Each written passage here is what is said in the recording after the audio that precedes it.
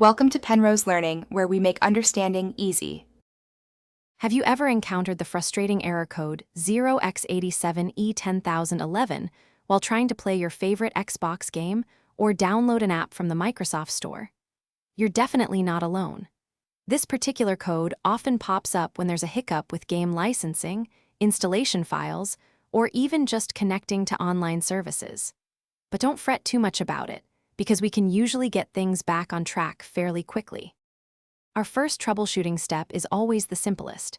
Try restarting your device. Whether you're on an Xbox console or a PC, a full restart can often clear up minor, temporary glitches that might be causing the error. After that, double-check your internet connection. Make sure it's stable and working properly.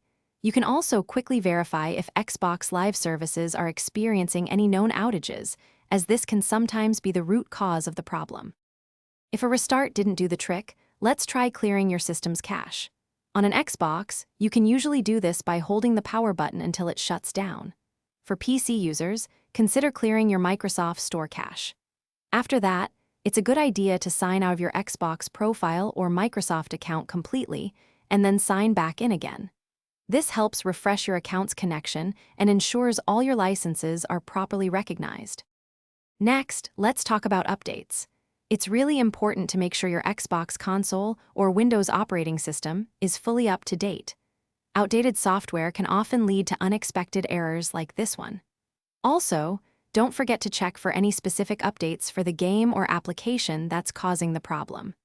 If all else fails for a particular game, you might need to completely uninstall it and then reinstall it from scratch.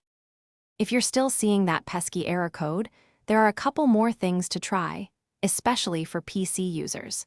You can reset the Microsoft Store application directly through your Windows settings, which can fix many app-related issues. You might also consider running a system file checker to repair any corrupted Windows files. But if you've tried everything and the error code remains stubborn, don't hesitate to reach out directly to official Xbox or Microsoft support for personalized assistance. Thanks for watching. If this was helpful, leave a like and consider subscribing. See you next time.